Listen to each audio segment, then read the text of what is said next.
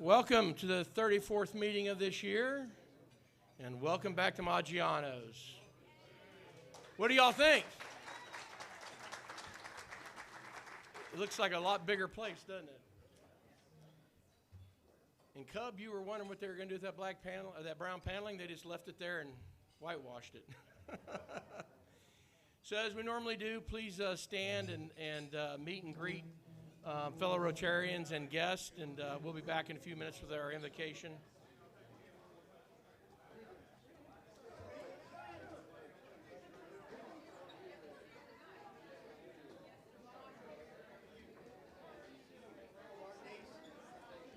How are you, sir? Are you up here now instead of back there? Yeah, because they took some of our stuff out, disconnected some of the cables that we had already run from the front to the back of the room, so now I can't get any signal from here to here. So, so I am a casualty of the remodel. How are you? See it? Thanks for being here.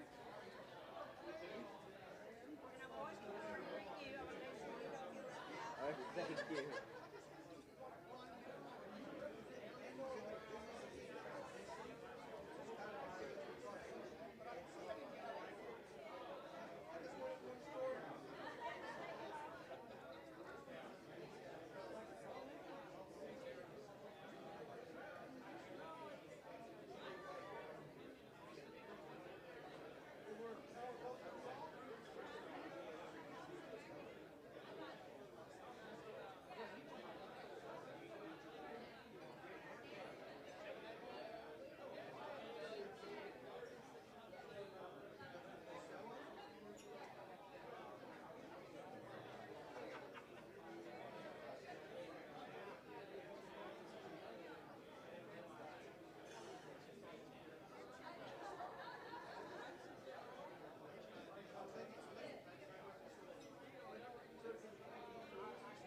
Hey, Alan. Hey, before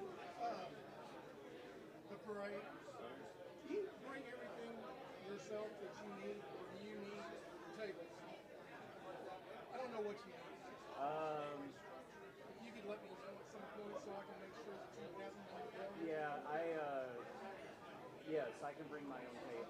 Well, I mean, for what I need to set up. whatever you normally do, I just need to know what it is what extra. Yeah.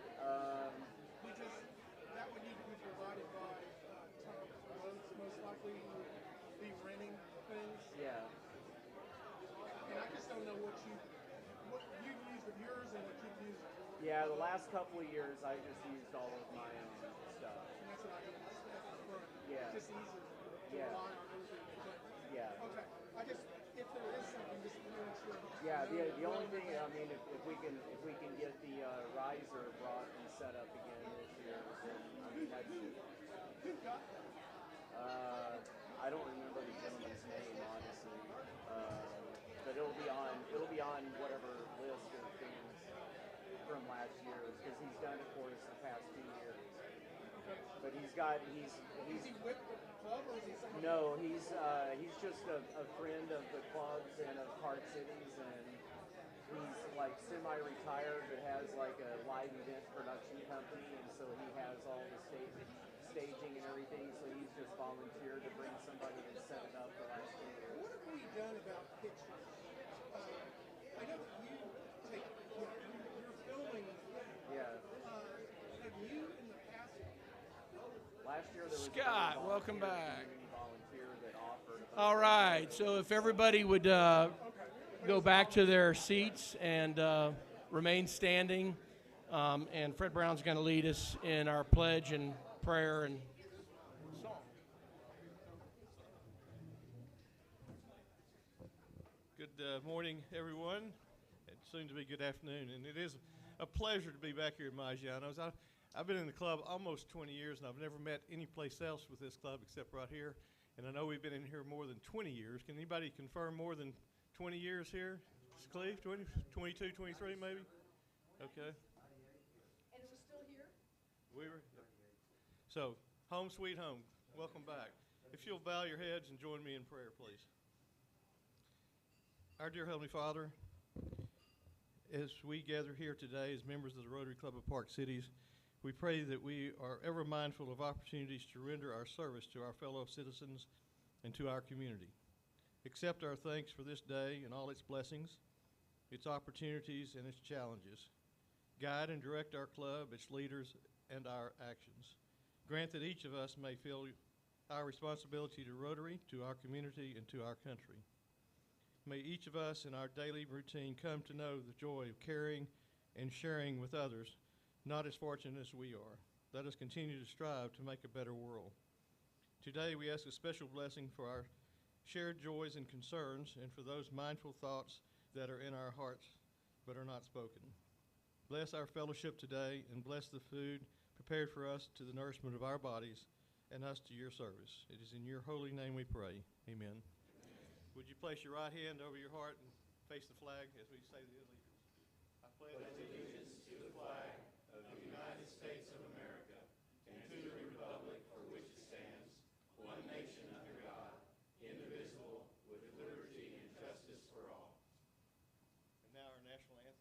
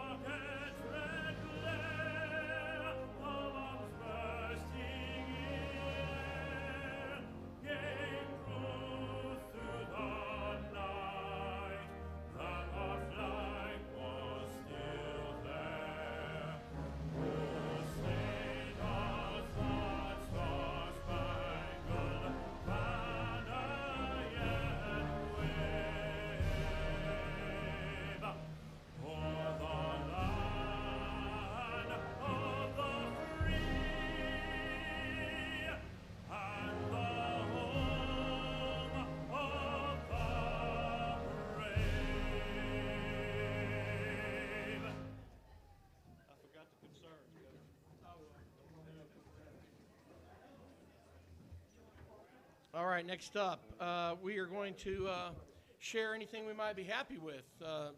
Richard Stanford's going to help us out. And I got to tell you, I'm happy to be back at Maggiano's. You're really happy. I am.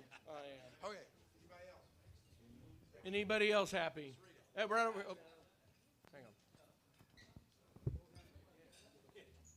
Okay, I got 10 happy bucks, 5 for my sister who had her baby last week, my niece Julia, and she is a perfect little baby doll. She's so sweet.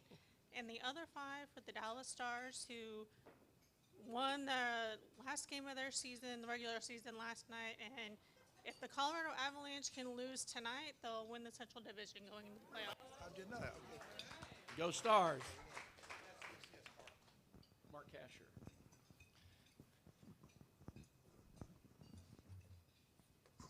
Also thrilled that we are back here today, and my son is going to Indiana University next year.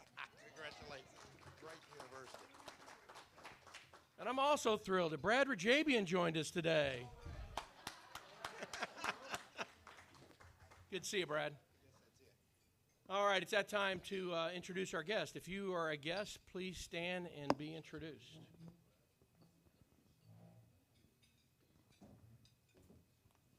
I'd like to introduce my friend, Julie Hasler. It's her second visit.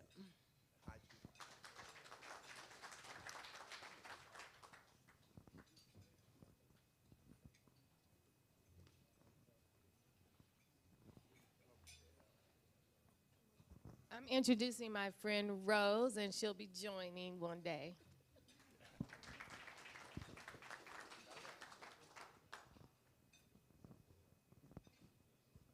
Okay, everybody welcome this guy. He's from the East Dallas Club, and as you know, their club is disbanding, and there's about 20 members looking for a home, and they kind of want to stay together. So we were talking about our volunteer opportunities opportunities to see if what they had in their club fits with ours. So if you're up on that and want to see if they fit in a little bit better, we'd love to welcome them. This is Vladimir. Thank you.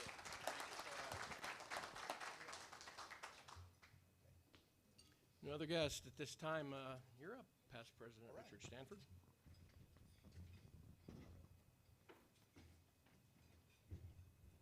Well, it's that time to recognize everybody with birthdays in April. Would you stand? All right. We've got to. And for every, happy birthday. And for two of you. Okay, Nate, there are two of you. And it's a good time on your birthday to remember the Park Cities Foundation. I will take checks from anybody, birthday or not. You know, we've got upwards of $2 million in that account, and really proud of what we can do with that money. So I'll be here and accept checks if you are called to do that.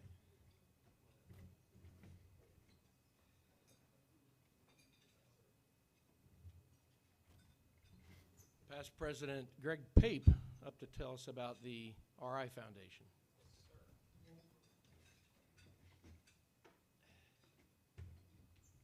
Well, President Jeff, we have a first. The first Rotary Foundation necklace.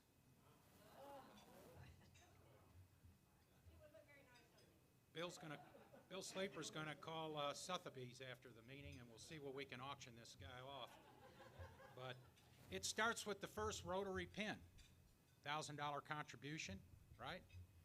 Goes up the ladder. Each pin after gets a sapphire. So you get to the 6th level. So you got 5 sapphires in the pin at 6. Then you go to the ruby, 7, 2 rubies, 8, 3 rubies, 9, and then the big one, the major donor pin, which demonstrates a $10,000 contribution level. The Rotary necklace. Very valuable. Anyway, I'm going to ask Sarah Ollier and Richard Jodry and Jim Weichel and Alan Wynn to come up, if they would, and stand behind me while I rattle on about the Rotary Foundation, which is the economic engine for Rotary International. It's a nonprofit corporation supported solely by voluntary contributions from us.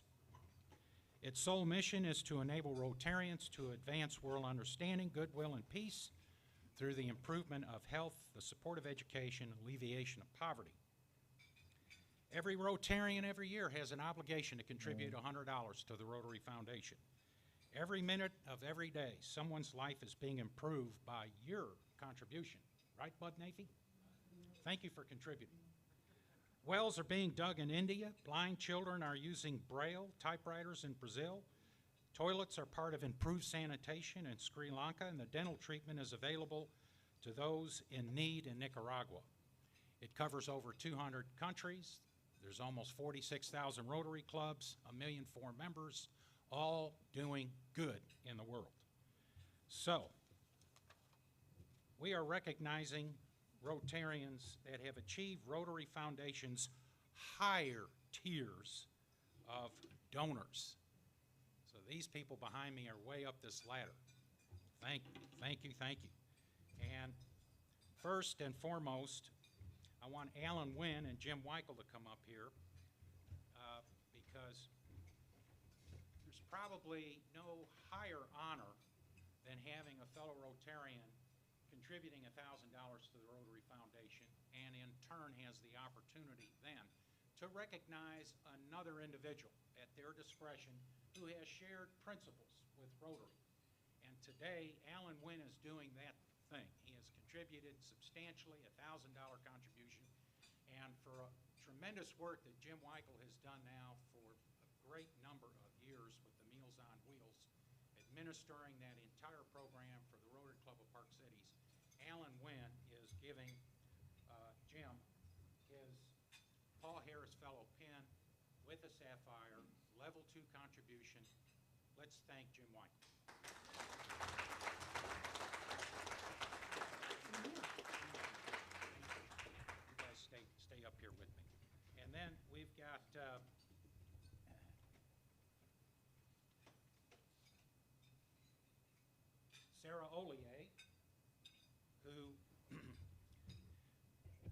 works in very quiet ways, but gets things done. And now she is a 5th level foundation contributor. Sarah.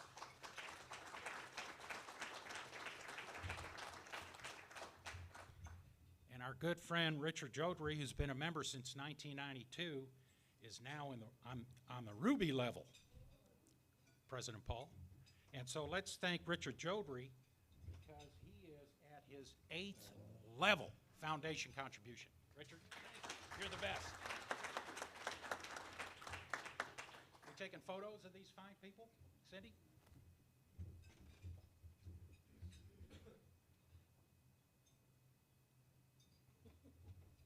Thanks, President. Yeah, you bet. Thanks, Sarah.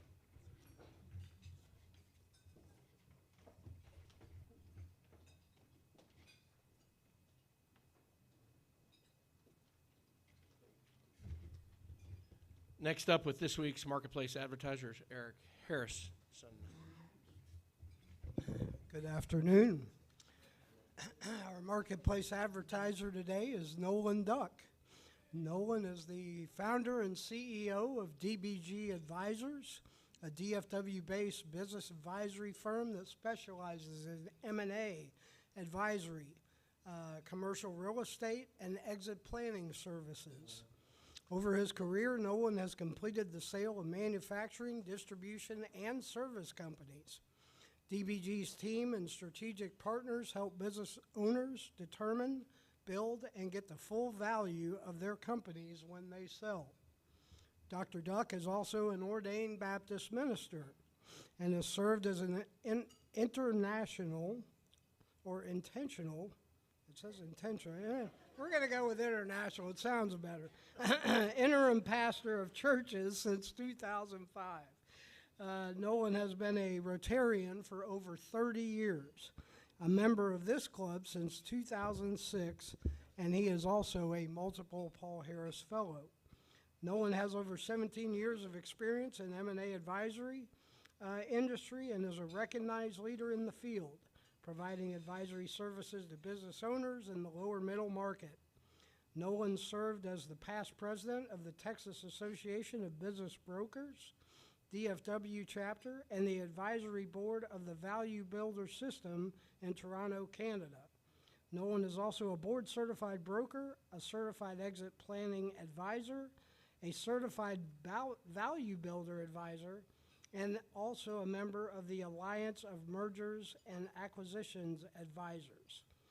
The Exit Planning Institute, the International Business Brokers Association, and M&A Source, the North Texas Commercial Association of Realtors. He is licensed as a Texas real estate broker and is vice president also of the Rotary Club of Park City. So Nolan, thank you for your support, and holy cow, that was a lot to get through. Next up is Susan Glenn, to be followed by Tom Swift.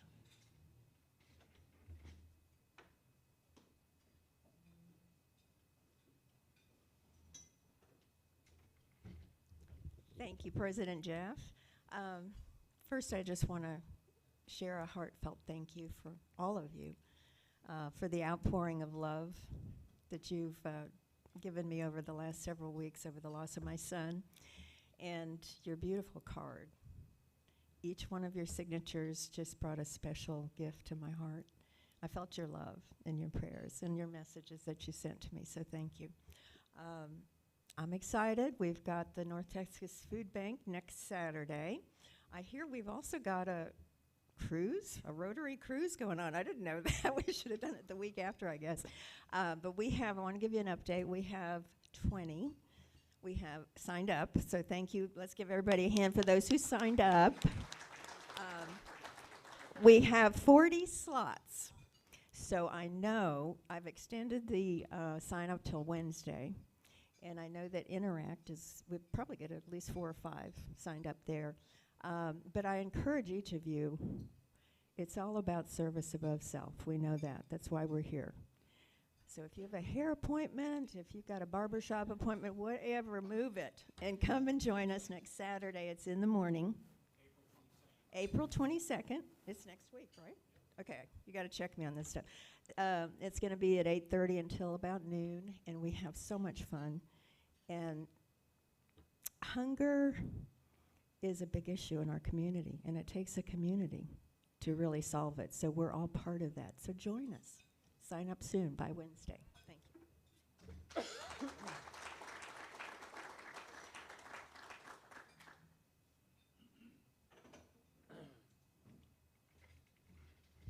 Okay, Jeff told me I could not go 10 minutes, so I've cut it down to 7. First of all, Susan is truly an example of grace under pressure.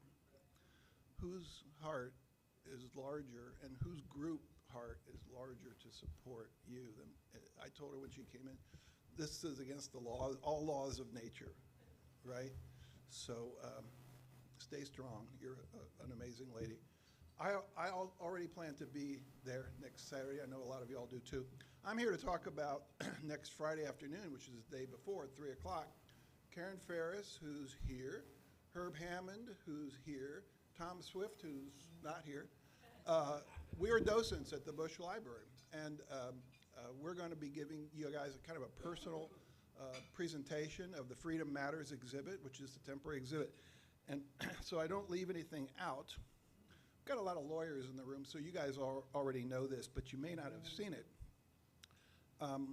Artifacts included in the exhibit include all 4 U.S. founding documents. Anybody know what all 4 of them are? What else? Come on, you're a lawyer. Give it. All right, we're going to have a remedial law class after this meeting, so you'll be staying a little late. How about the Declaration of Independence? How about a copy of that? How about the U.S. Constitution? How about the Bill of Rights? I heard that. There's even a copy of the Federalist Papers and a copy from 1302 of the Magna Carta. I believe there were 62 copies altogether. Is that right? And one of them will be on display. It's a temporary exhibit. It'll only be there through December. I can tell you, as a kid growing up in Washington, D.C., to see this kind of stuff, you basically have to go to the National Archives. Instead, it's right here in our backyards.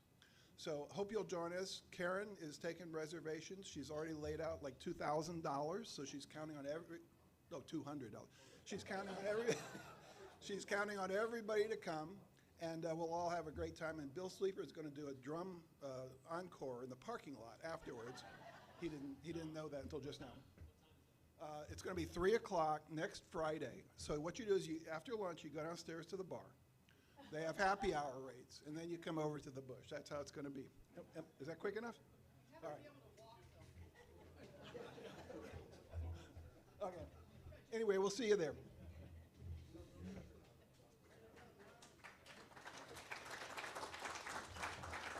Thanks, Tom and Susan. Okay, a couple of quick announcements.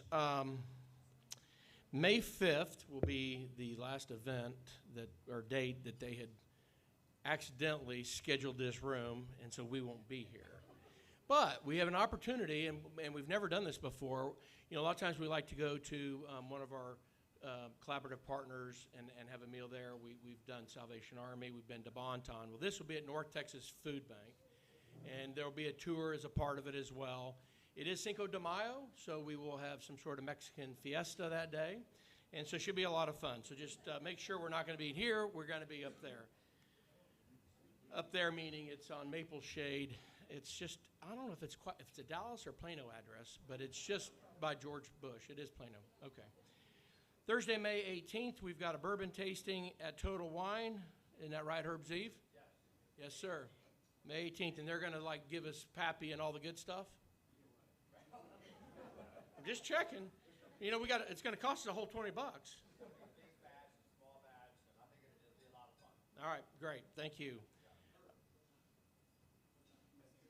6 to 8 on a Thursday, right in the middle of my tennis. That is not good. Friday, June 23rd, will be our awards and installation banquet. We're going to be back at OZONA Grill for that. Again, that's the 23rd of June. We're going to be back to OZONA for the installation of the new officers, so you won't have to see me up here anymore. And then on June 30th, we will not be meeting in honor of the 4th of July and the parade that follows that following week. All right, so that's kind of an update on everything going on. Pat Martin is going to bring up the raffle tickets for the drawing. Nick, do you mind drawing this week's winner? Sure. All right, so as you know, the money is raised for our foundation. If your number gets drawn, then you will come up and draw from the deck of cards. If you get the ace of spades, you'll win half of the pot, which is how much, Pat? $860. The other half will go to our foundation. So if your ticket ends in 6615, you are this week's winner. 6615. Whoa, we got a winner. Gig 'em.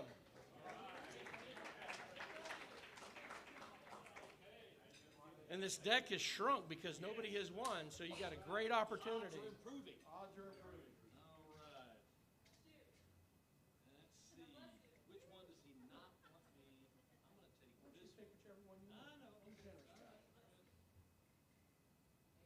So close. So close. 6 of clubs. I can keep this as a souvenir. So this is a souvenir. You get to take that home as a souvenir. Thanks for everybody for participating. All right, so this week our speaker is Nick Vaidya. He called Managing Life Through Blind Spots. Nick is a Forbes columnist and Wiley best-selling author on business transformation. He writes, talks, and coaches on decision-making to scale up organizations. He's been a unicorn CXO, a member of the chairman strategy team at Dell Computer, and headed the Dell COC for business computing, whatever that means. It's a lot of big letters there for, for a big company. That's impressive. That being said, please welcome Nick to the stage.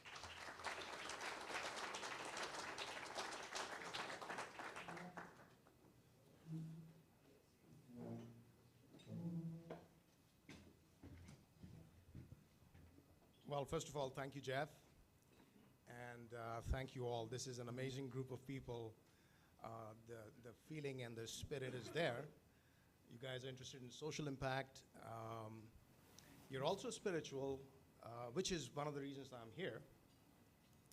Because this is uncharted waters for me. I usually talk about strategy most of the time, if at all. Generally, strategy is something that you do one-on-one. You don't get to talk with people.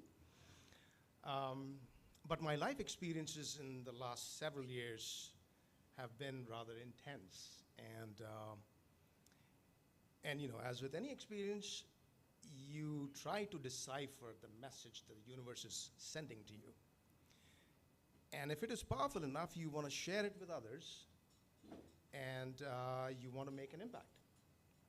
So that's one of the things that I am trying to do. But this is one of the first times that I am speaking here or on this topic at all. And so it's been a little hard for me because I know my experience, but to be able to communicate effectively, it's a completely different ballgame, right? You got to make not only meaning, but also an impact. And that's not easy.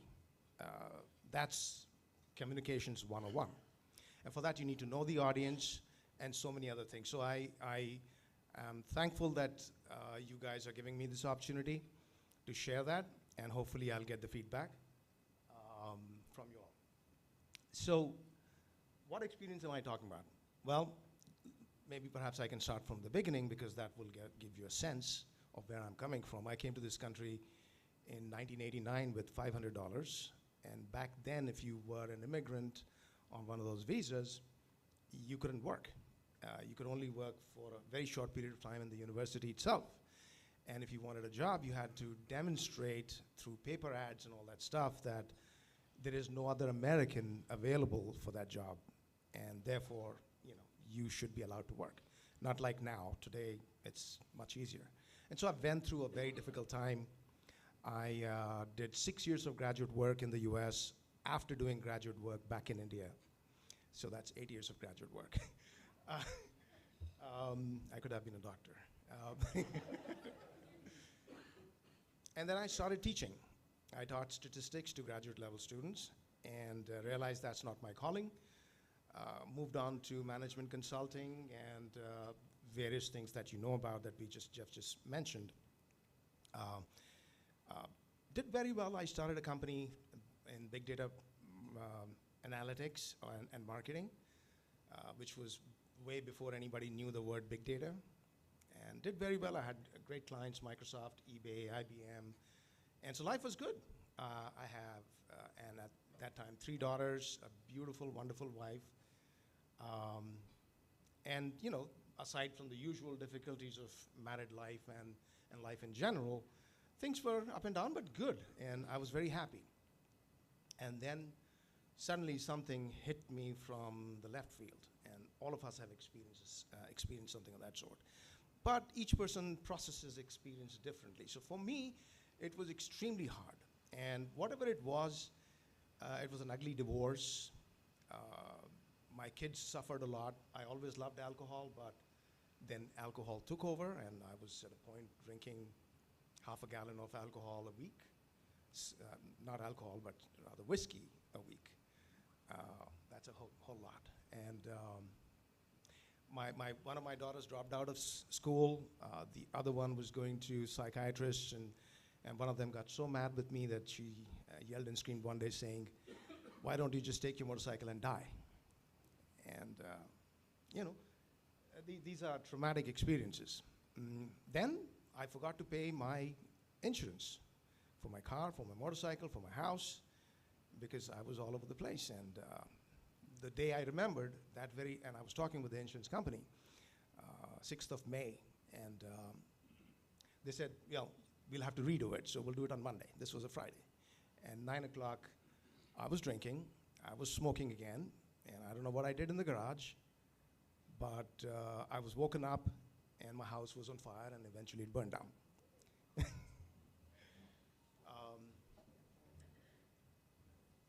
Then, you know, drunk, walking on the streets, concrete, don't see a snake, get bitten, go to the hospital for 2 days.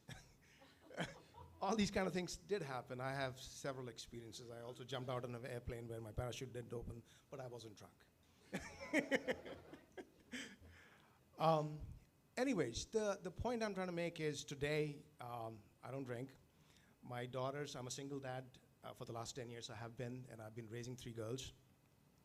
It's a very close-knit, loving family, kind girls doing reasonably well, but most importantly, good people, good humans, loving and kind.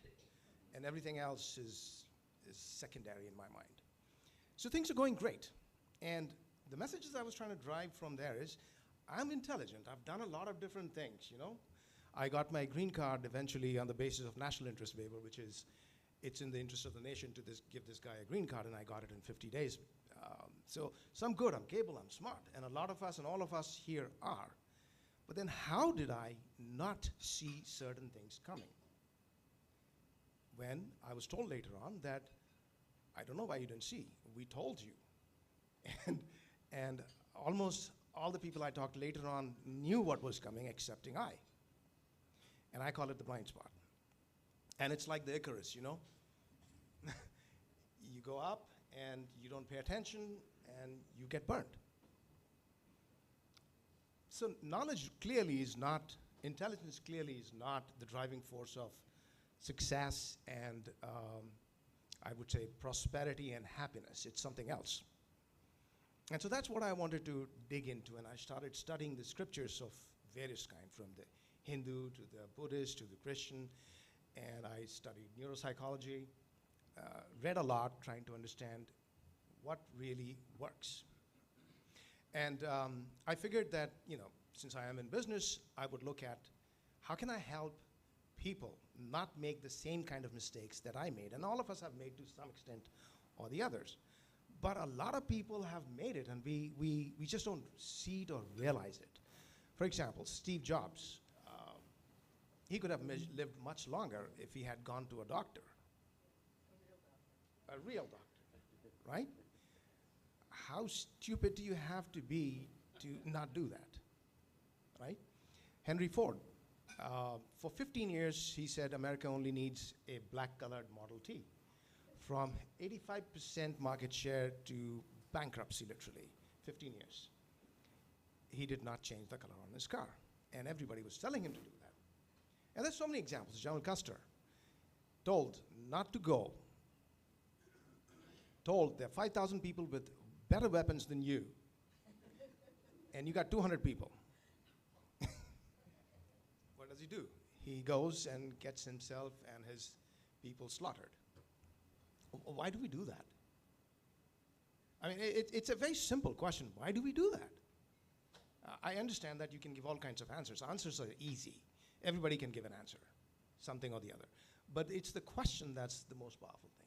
And we need to think about it. And one of the reasons I don't have a presentation is because bulk of what I'm saying, I made up this morning. Because I was trying to figure out how to say what I want to say. I had bits and pieces, but nothing concerted. So I'm going to talk about the bits and pieces, but hopefully I'm going to say it in a manner that it actually has an impact. And since you are all deeply impactful people to the lives of other people, perhaps you can all be coaches to kids and to others, because I am one. I've become a coach mainly because I have coached my own daughters, and I think I've done it very successfully. I'm very proud of that. And I've learned a lot in that process. I cannot share everything because this is actually an 8-hour program. It'll have to be to really get to the details. But I can share some things, which is what I'm trying to do. So from the business perspective, what I saw was that people pay a lot of attention to strategy, and that's what I do. People pay a lot of attention to knowledge. When we talk to business people, they're like, how do I do that? Tell me, I want to know more. They will read magazine articles, 5 ways of doing this, 6 ways of not doing that.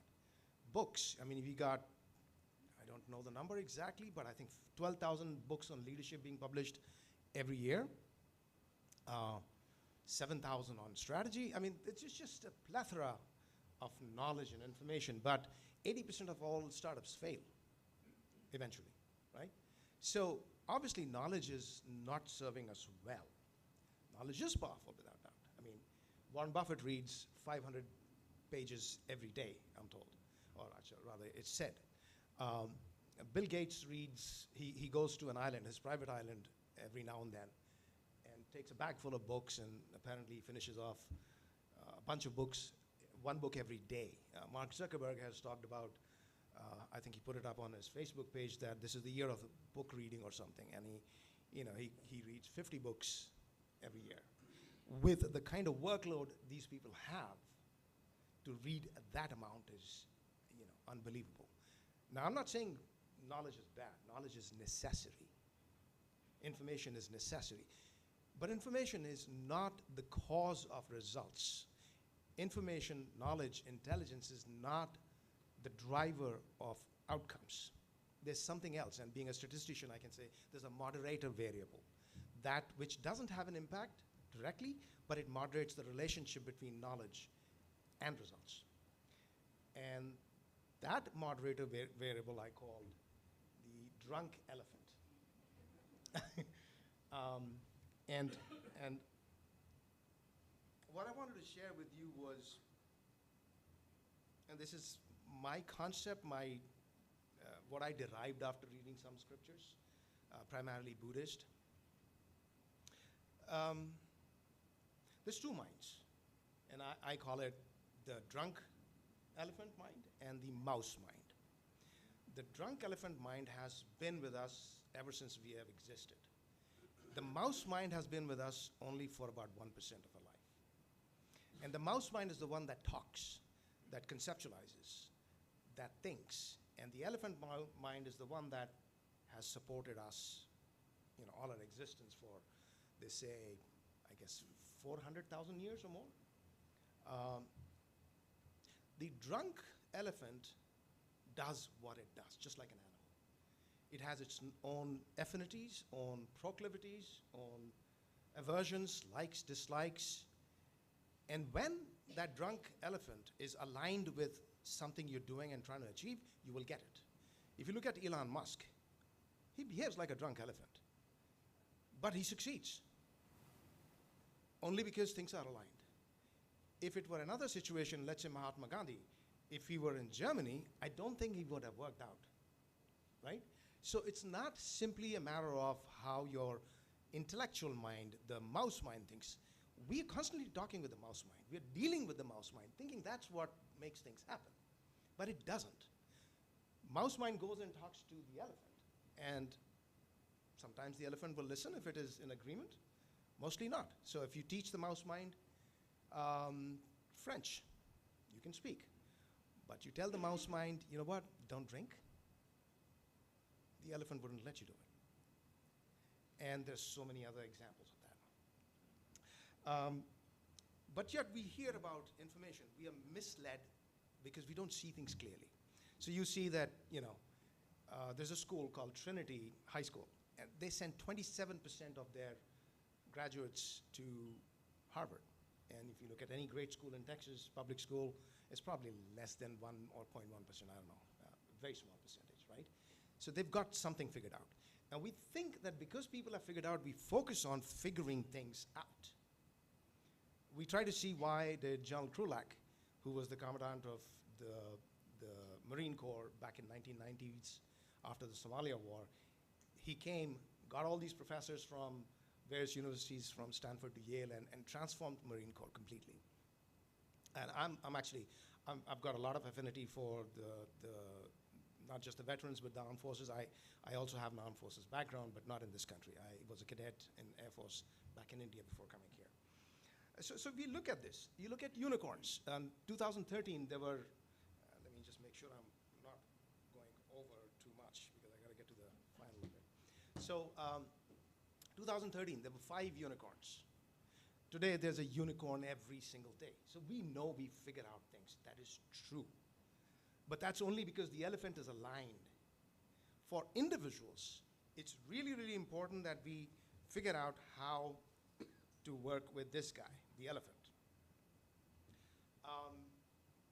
And that's what I wanted to talk a little bit about is what exactly makes a difference. It's not knowledge. It's not knowledge. It's the absorption of knowledge that changes our behavior. And when we think about absorption of knowledge, what does that mean? If you really think about it, this is something that you can't just read up. You have to introspect and see it. If you think about absorption of knowledge, it's like the difference between lightning and lightning bug. You have so much information and you do nothing with it. It's only certain pieces of information by our true nature that brings us the results. But if we can change that, the synapses, that's where the real power is. But how do we do that? How do we make this elephant absorb new knowledge? And there's a lot of talk out there that this is possible and easily possible. And I have, from my own experiences, learned that to be so. There are many ways of doing that. My primary focus is on 4 of them. I'll just talk about 2 of them. And leave you with that, because again, we probably need some time for Q&A as well. So, but I'll list the 4. So one of them is your own development of knowledge, not acquisition of knowledge, not getting it from others, but your own development, because when you have your own knowledge, it has an impact. And we don't need to talk about that. There are so many frameworks and all that. Second one is getting feedback from people, structured, systematic feedback, and there is a whole field of it, psychometrics and qualitative research to help you. Why does that matter? Because there is an emotional element to it. When you tell me, Nick, you're very indecisive, and that has a massive impact on me because you said it. If I see numbers, it won't have any impact. But if someone says to me, because I've done this research, you go do the research, 100 people, 1,000 people that you've collected data on, blah, blah, blah, you present, literally no impact. And then you show a video of a focus group, one guy says something, and the CEO or the CXO is like, oh my God, we got to do this. Because we are elephant people. We're not mouse people. We think we're mouse people, right? So when that be the case, that kind of feedback is really, really important. That has worked with a lot of people. There's a lot of research and data suggesting, and there's lots of technology. We don't do that. I mean, if I ask you, how many of you have gotten systematic, concerted feedback from anyone, I'd say very few of you. I won't ask you to lift your hands, But the point is that we don't do that. Third one is coaching, executive coaching. I'm sure some of you have had executive coaches. It's unbelievable the kind of impact executive coaching has. It's almost like executive coaching is good, but you don't do it. It's like, meditation is good, right? Everybody here knows meditation is a great thing to do. How many of you do the recommended 20 minutes morning, 20 minutes evening. I bet not a single one. I try. Sometimes I do, but most often I'm not able to do full 20/20. But we know it's good, but we don't do it. Same thing, executive coaching is great. Why? If you look at some of the data, there's a guy who passed away some time back, Bill Campbell, if anyone has heard of him. Eric Schmidt, CEO, chairman of Google, he wrote a book on which was mainly a tribute to Bill Campbell after his death. And Eric Schmidt was the chairman of Google, which is, there can't be anyone better to talk about how great executive coaching is. This guy was the executive coach for Steve Jobs, Eric Schmidt, Larry Page, Sergey Brin, Jeff Bezos, Sheryl Sandberg, Jack Dorsey, Ben Horowitz, and the list goes on and on. And that's why the book is called $1 Trillion Coach, because his impact was in trillions of dollars. He never told anybody what to do. He never gave any piece of information. He was actually a football coach. Why? Because he could talk to the elephant, not the mouse. The mouse wants to ride the elephant. Elephant doesn't care, doesn't listen. But you've got to have a method of reaching the elephant mind. Coaching is one. Why? There's a whole lot more about it, but it's fundamental conversations with the elephant, not with the mouse. Mouse is, again, like I said, it's conversations in words. And the last one is that made coaching helped me as well, but the biggest impact I experienced was after studying all these scriptures, and I come from India, so I have a Hindu background, so I knew all these things, but like blind spots, I never cared, never understood, never bothered, never believed either. And then I started.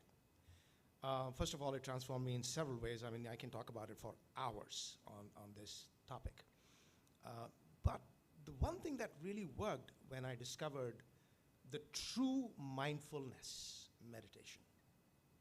Believe me, I went to AA, I tried all kinds of things, nothing worked. I did this for 1 week, the mindfulness meditation. 1 week. And then one day I decided I'm not going to drink. And like that, it was gone. I don't even have cravings. Why?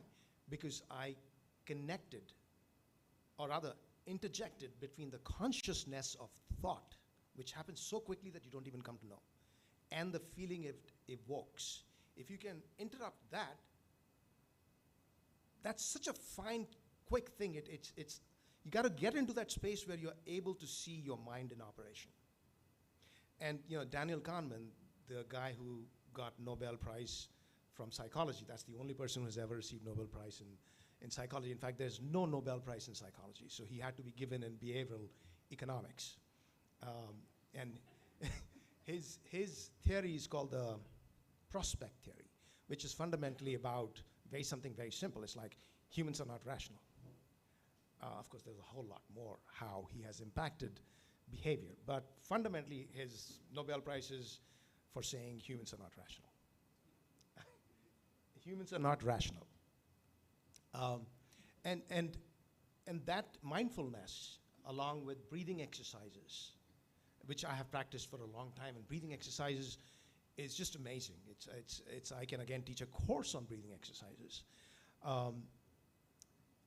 I can drop down my blood pressure by 15 points, give me 2 minutes. I had high blood pressure, I don't have any more. I had diabetes, I don't have any more. There are people who can raise their body temperature by 15 degrees, who will sit, these are Buddhist monks, they will sit outside in sub-zero temperatures, go in the water, put a wet cloth on themselves, and dry the cloth. That's a particular specific kind of meditation. There's a video, if you want to see, of a Buddhist monk back in the 70s, I think, when he was, I think he was a Vietnamese monk, and he was trying to bring to public attention the problems with the Pol Pot regime in, I think, Kampuchea, Cambodia, I don't remember. And there's a video that guy who recorded it, got the Pulitzer Prize, And you can see him. He sits there in meditation, pours gasoline over himself, lights himself up, and just sits there quietly. No yelling, no screaming, nothing. What I'm trying to say is that elephant mind can be controlled. And it is immensely beneficial if we learn to do that and taught our kids to do that. I have worked with my kids, and it has made a tremendous impact. And I just wanted to share this with you. Thank you all so much.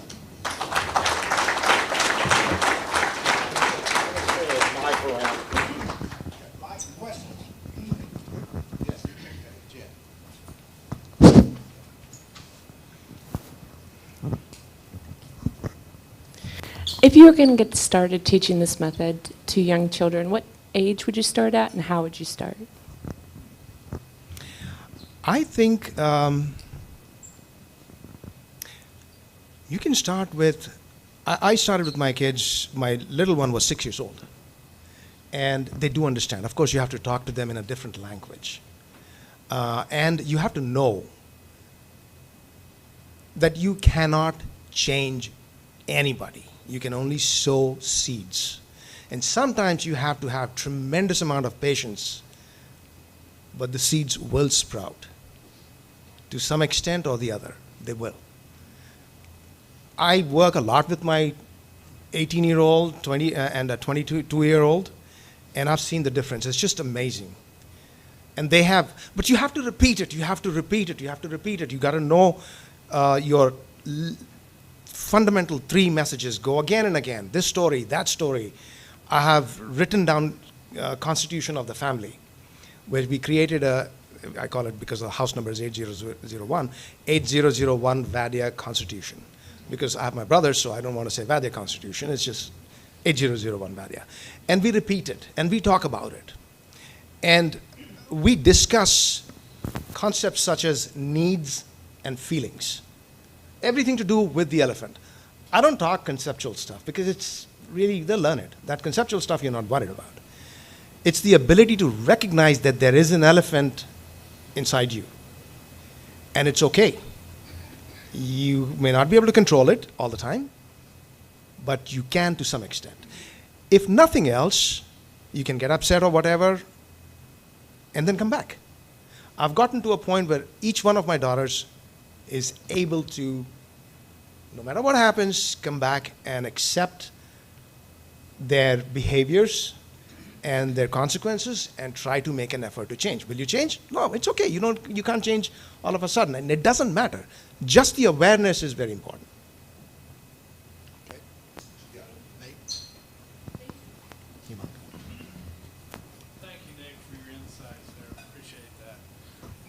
Don't you think that connecting and surrounding yourself with the right people and finding people who can listen to you and connect is just as important? Absolutely. In fact, in Hindu scriptures, there's a word for it. And let me, hang on. It's called, it's skipping my mind. It's a Sanskrit word with S and satsang. Sat-sang. What that means is sat is truth and sang is the company.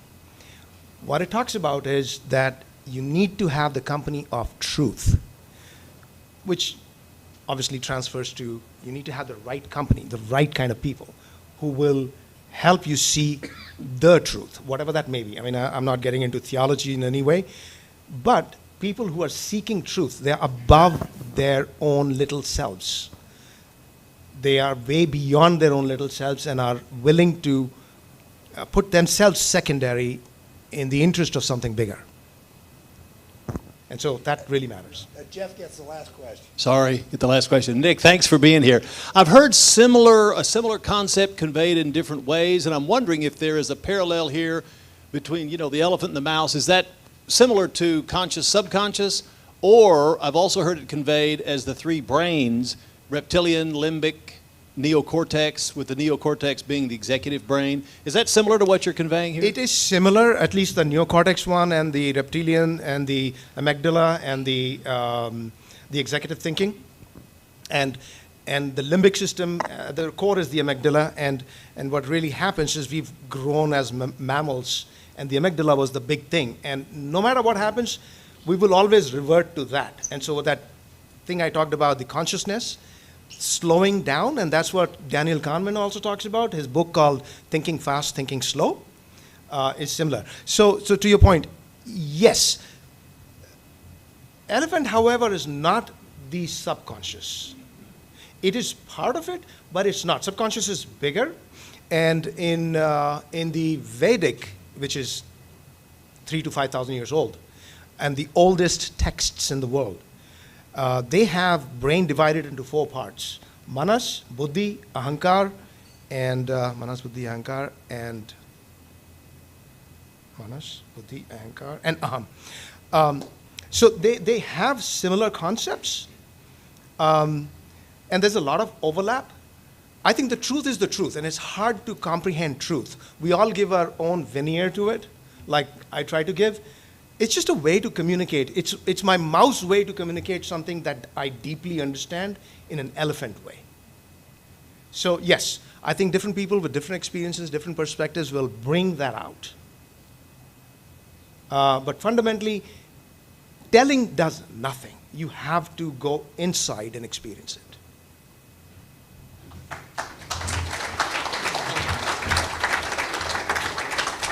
Nick, thank you very much for being here today. A book will be placed in the McShann Elementary Library in your honor for speaking with us today. Thank you so much. Thank you. Appreciate it.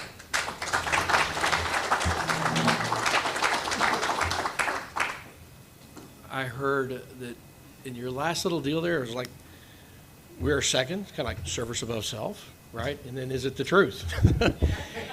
So that was great. So next Friday, our speaker is going to be from the Dallas Historical Society. Roy Washburn will be our chair of the day.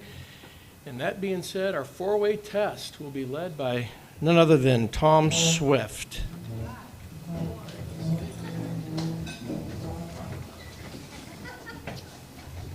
Ladies, gentlemen, and lawyers, please join me in the 4-way test. For you who are visitors, this is what we subscribe to. This is what makes Rotary Rotary, and this is why we look forward to coming here every Friday and spending an hour together.